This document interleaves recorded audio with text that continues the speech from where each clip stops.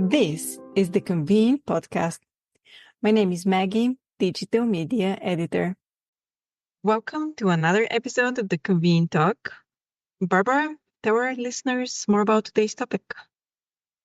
Thank you, Maggie.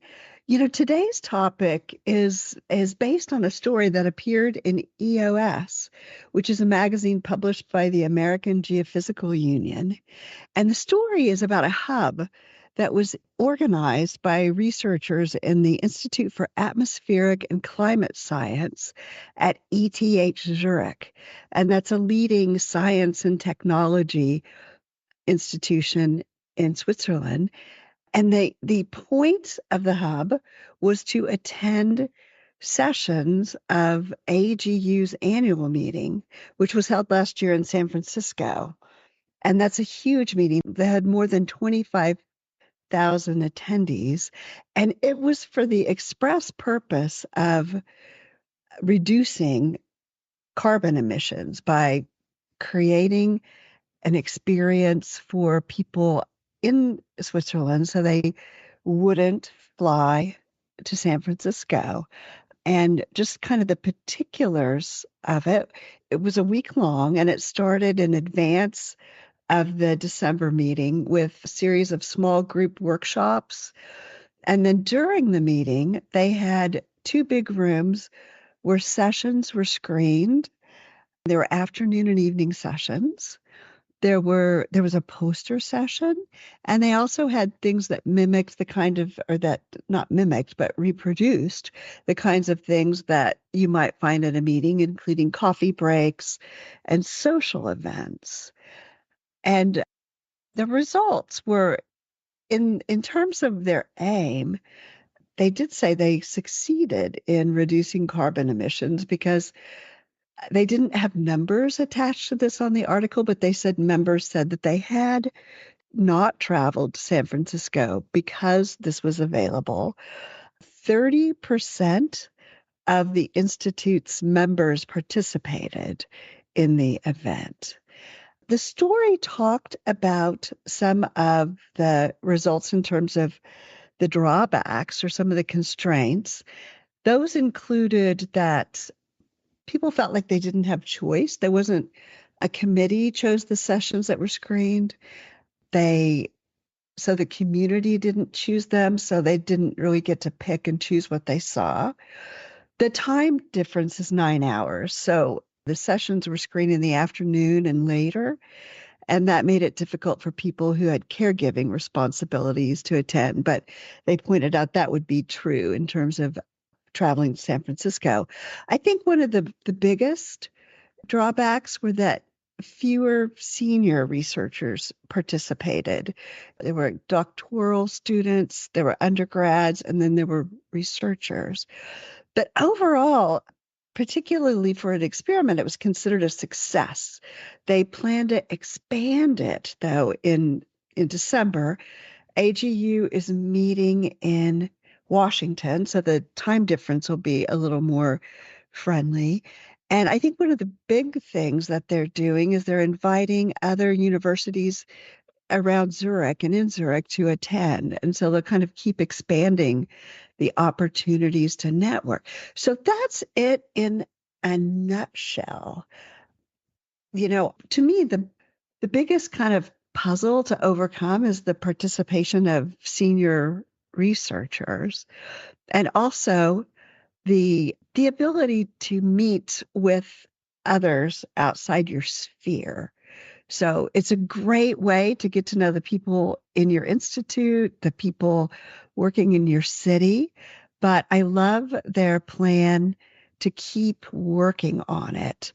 To me, it really is like it's moving away from this either or, like saying like the only way to do it is in person, or like, oh, we must do this, only virtual makes sense for this kind of information. But what I loved about it is this is a scientific organization, and they really did look at it as an experiment. What I would really love is, I don't know who did the event design. I would love to see this institute partner with a creative agency that would kind of bring in some experiential elements and maybe think about. I saw some pictures and it looked like they were sitting in desks that facing a big screen, which looked like maybe it was a classroom. But I don't see why you would have to do that. Like, it seems like if you're in the audience, you're remote, you're not going to bother anybody if you can, you don't need to look at the stage. I thought some experimentation in that area would be interesting. But I have talked enough. What do you guys think? Yeah, Curt, what are you thinking? The one thing that I thought was cool about it was it said they had remote presentations, like they had in-person speakers sort of present or introduce the sessions and then also sort of facilitate question and answers after, it sounded like. And then they also did in person at the hub. They had a poster room where there was a lot of networking and Yeah. idea exchange and all that kind of stuff. What I thought was really cool about it was that they made it an event of itself with the people there doing stuff that was live instead of just watching the screen and watching what was happening elsewhere. Because I thought that then sort of upped the ante about, I think you feel more included if you're doing something face to face like that, right? So that's kind of what I liked about it. I thought that was a really good way of doing that. Because I think during the pandemic, a lot of people did hub and spoke things, but it was mostly, okay, everybody goes and sits in this room in this auditorium or at this hotel in chairs like they were showing there. And there wasn't a big, song and dance before and after or anything, or any local activations or anything like that. Anyway, Michelle?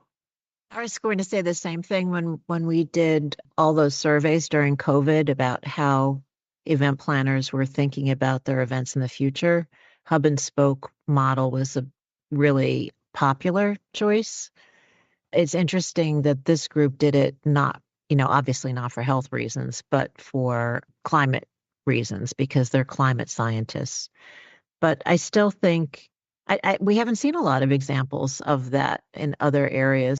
It goes back to the whole thing where I think we just sort of went back to the way things were and really embraced face-to-face and not hybrid or virtual in a big way. So that's why I love this story, because I thought here's an example of an event that is bucking that trend of just all face-to-face. We're all going back to face-to-face no matter what. What do you think, Jen? Thanks, Michelle.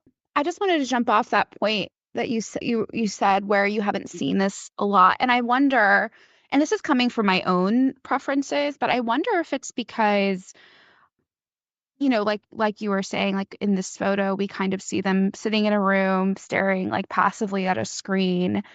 And I think, this kind of model, it doesn't seem very experiential or active, may not appeal to a lot of people, depending on why they're coming to the meeting. Like, I know for me personally, like, I don't think I'd want to go if I'm just sitting there. There's not as many people there. I'm not going to get to meet as many people as I would if I went to like the larger event and we're just kind of watching on a screen instead of in person. And I think that probably differs depending on the audience, depending on the purpose, depending on the group. This is academic. So for them, they're probably really there for the education. But that's why maybe that this is only suitable for, some cases like academia where they're sharing research, things like that. But maybe I'm just kind of, wondering, maybe that's the reason why. But I really liked your idea, Barbara, where you talked about bringing in a creative agency and making it more experiential as a potential solve for that. Casey, what are you thinking about? Thanks, Jen.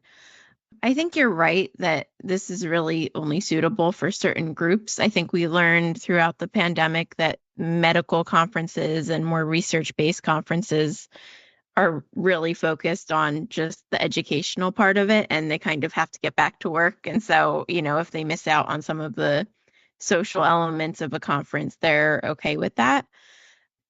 But I feel like we talk about accessibility a lot in a lot of different ways. And to me, this hub and spoke model is so accessible in a lot of different ways. If you're not able to travel, or if you're just facing budgetary issues, which we know a lot of people still are, this provides an alternative for people who can't maybe make an international trip. And I love it from that perspective, in addition to the sustainability perspective. Curt? I'll just challenge Jen a little bit here, because in that photo of them sitting at those horrible desks that they are sitting at, those desk table things, and looking at the screen, there's a woman up there who is leading the discussion, it looks like.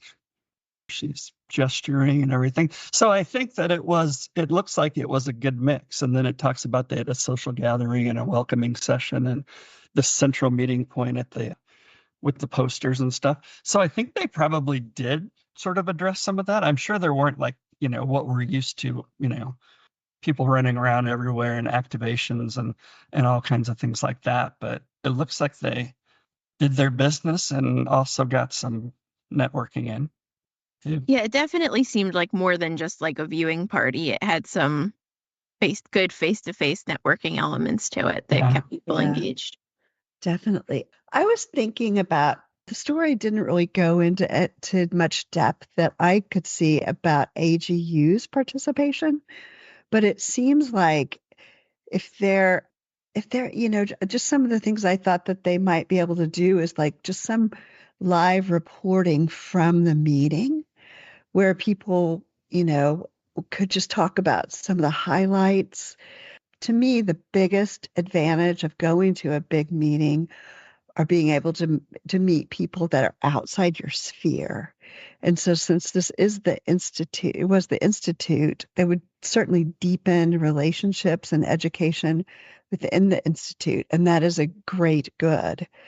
But how could then they also expand to make connections with people that aren't in Switzerland is like a really good question to solve. And since they are, researchers, I bet they'll get to the bottom of why senior researchers didn't go, whether they were just too busy, whether many of them were in San Francisco, just those questions about what would make it more attractive to senior researchers. I actually wanted to piggyback off of what you said.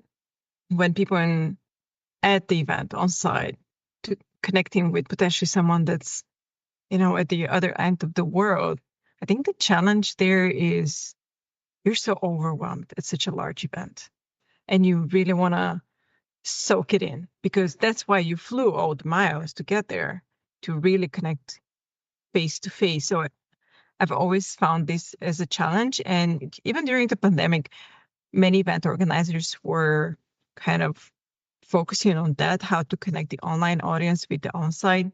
And I feel that's what the online audience wants, but it's not what the on-site audience wants, because even at the events like Convening Leaders, it's such a massive event. It's so, you're so taxed with what's happening, and you really want to make the most out of it. The last thing when I'm on site is to be yet again stuck in my phone looking to connect with somebody else. I can connect with them at LinkedIn or go ahead. Yeah, here's what I'm remembering when the woman who started Run the World was telling me about why, and that was an online platform for virtual meetings. And she was telling me about her mother, who was a Chinese researcher, and how it took her years to be able to go to an international meeting. And I think when people are working in science and medicine, that they might be one of, 50 people in the world that are working on this specific problem. And they probably can find each other online. But just in my experience, when you meet that person who's working on exactly what you're working on, even if you've exchanged texts and emails, to just sit down and have a drink or a cup of coffee with them just accelerates your relationships by leaps and bounds. I think this is one big lesson from what we've all been experimenting with the last few years is that meetings aren't meetings. There's a meeting for this purpose. More people go to do that. People go to this meeting to sell, which makes it like complicated, but it makes it like more, you can really zero in on solving for the problems for what your attendees are looking for when you don't look at it as one size fits all. What are you thinking, Curt?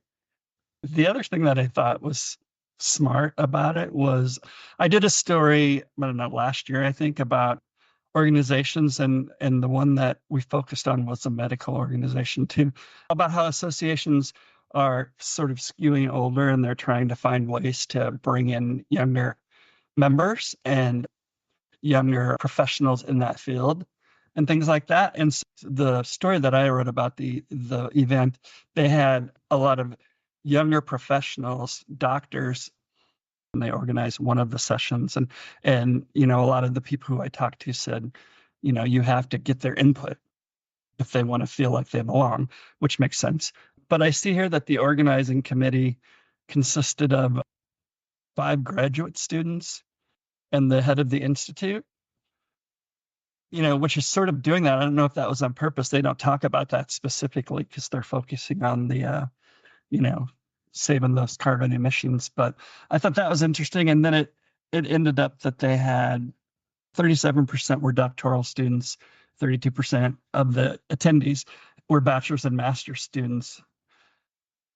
And as you said, it was low on the people who are farther along in their careers, which was one thing they want to address. But, if they're an organization that's worried about, keeping younger people interested in the organization, then that was a success, I would say.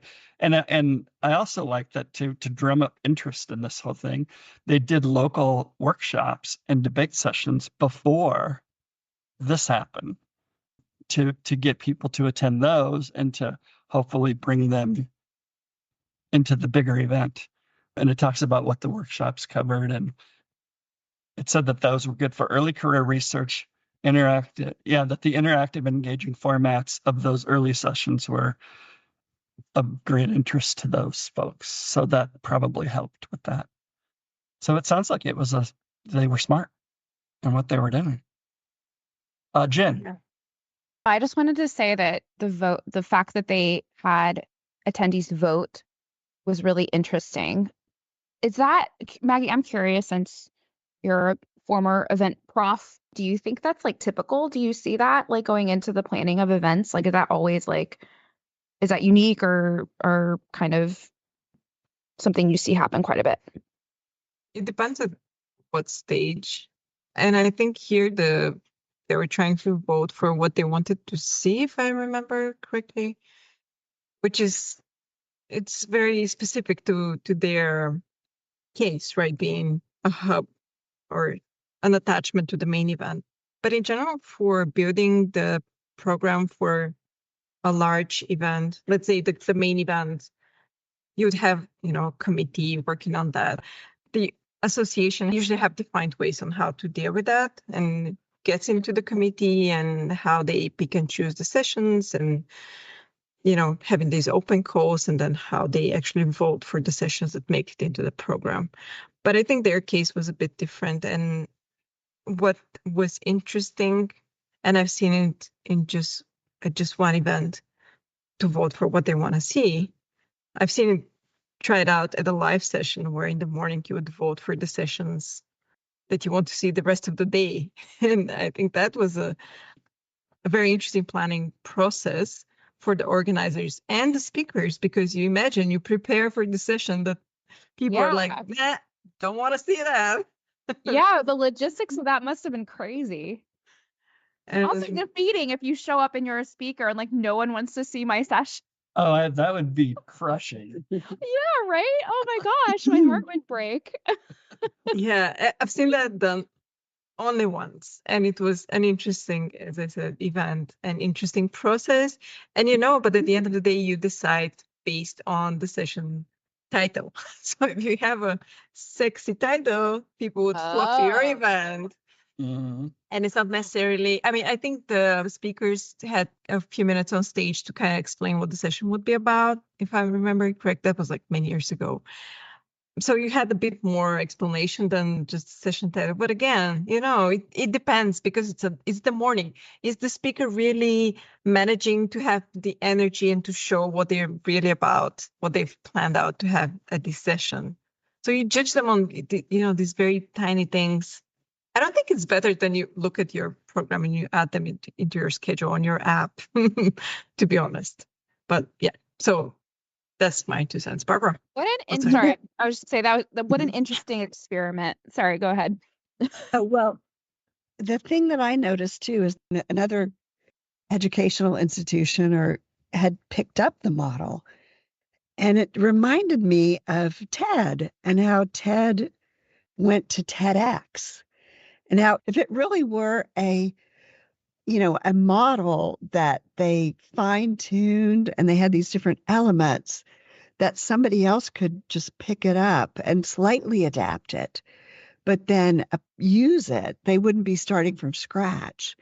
And I feel like that would really, cut down on all the, organizing. I think it would make it really viable for other institutions and organizations to use to get those good results.